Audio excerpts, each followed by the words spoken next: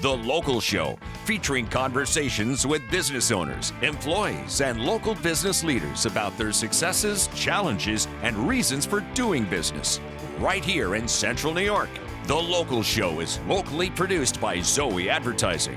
Now your hosts, Tom and Steve. We're back at it again. Welcome to The Local Show. We've got a great guest this time, Steve. Who's that? Because I see Shawn. Yeah, well, Shawn's here. Shawn okay. Patane, owner of Preferred Powersports. And I'll tell you what, Shawn, I have to thank you.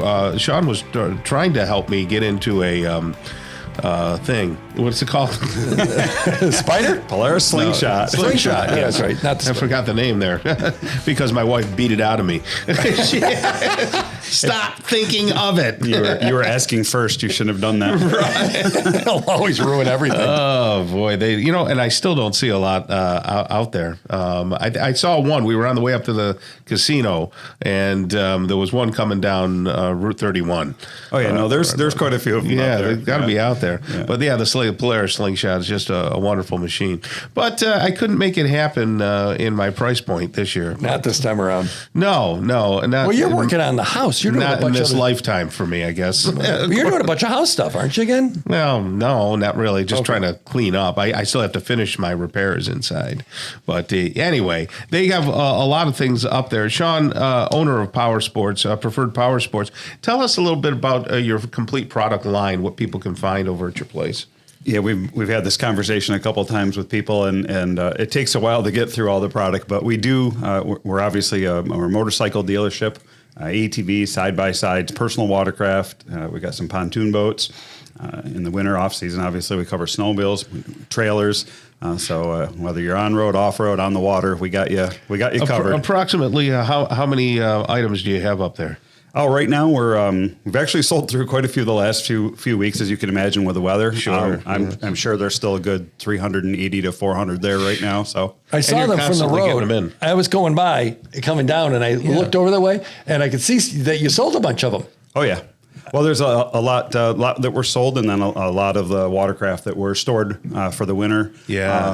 Spring startup was taken care of, and everybody gets in there for Memorial Day. They want to get out onto the water for Memorial Day. So we think we got a few hundred people out on the water, so we're good. So in the realm of personal watercraft, what's the main brand that you carry? So we carry all three brands. We carry we carry Sea-Doo, we carry the Yamaha Wave Runner, and the Kawasaki Jet Ski. So we carry all three. Does Yamaha still have the water stream that comes up? They do. Yeah. That's one of their little signature things. Yeah, it's a little signature, but it actually was done for safety. Yeah. Initially, it was probably a cool factor, but also safety. Right. Pretty visible if you're out on the water. Easy to see them. I know there's a Yamaha. Everybody knows it's a Yamaha, but people know there's a personal watercraft there too, so it's just helpful. I was up at 43 North. My boat's on blocks. I was cleaning my boat, and there was a Sea-Doo right up. Like 6 or 7, slots up, and I was going to walk up. I was going to bet there's a sticker from you on it. I just didn't come out from underneath my boat long enough. Sea-Doo personal watercraft or Sea-Doo the pontoon boat? It was the personal watercraft. Personal watercraft. Okay. Yeah, and the pontoon boat. How is that different?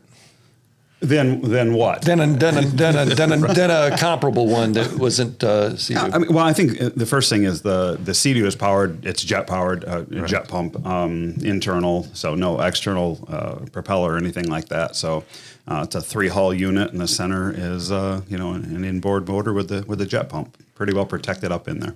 So if I'm in seaweed, am I okay, or be careful? I don't think you're okay in seaweed if you're no matter what boat you're in. No, that's true. Tom looks talking about swimming. You're either taking it out from your prop or taking it out from the impeller. People on YouTube just saw Tom make a face at me like, you idiot. If there's seaweed, you're going to be in trouble anyway. Both of you made that same look. Go around. Yeah. You don't want to get that sucked up in there.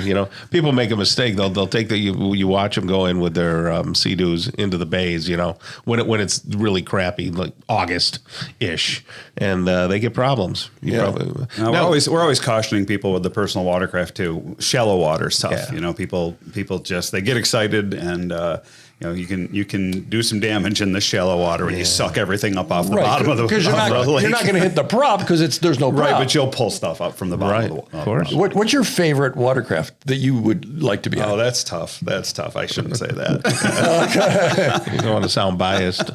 I am, but I'm not going to say that.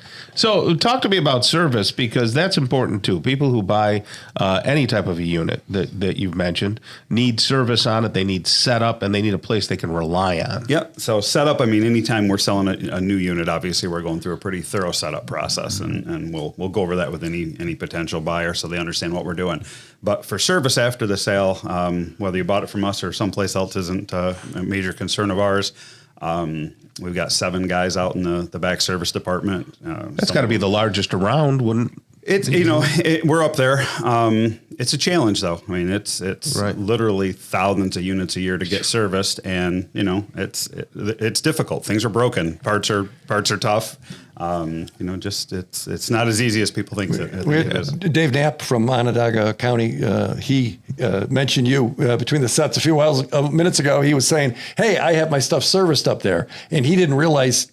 He didn't get it from me. He's like, I found them after I had my unit, and he was bragging about your service. Actually. Good. I'm glad to hear that. He was very happy. I'm glad to hear that. We try pretty hard. We're not perfect, but we try pretty hard. So, how much of your base, people who buy stuff from you, are farmers or agricultural people? It's probably not a huge number.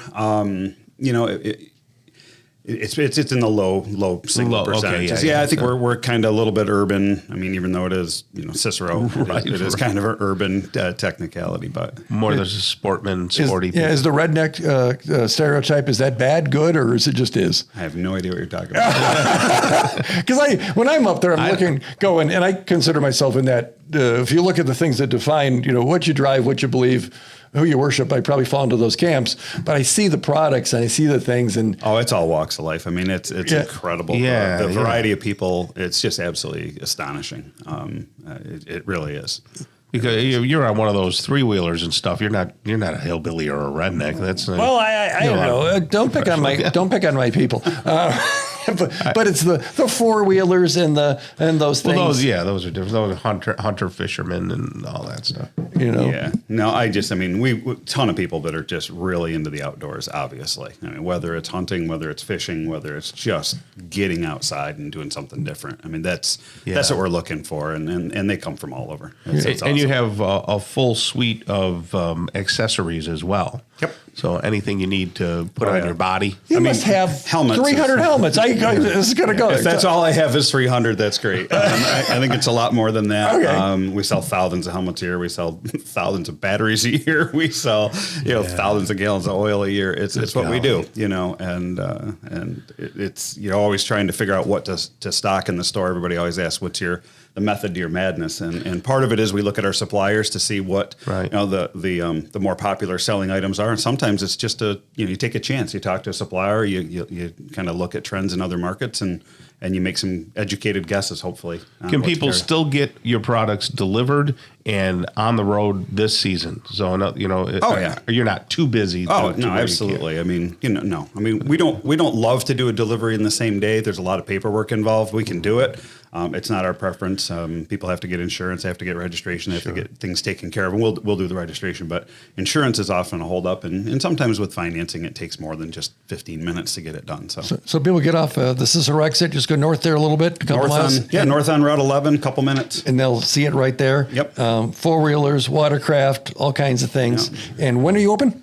We're open Monday through Friday from 9 until 6, and Saturdays from 9 until 2. Excellent. Shawn Patane right there is the owner of Preferred Powersports, has a full team over there that's ready to serve you both in the service part of it and the sales part of it. Thank you so much for being here. We appreciate it. Thank you. All right. George Powers is coming up next.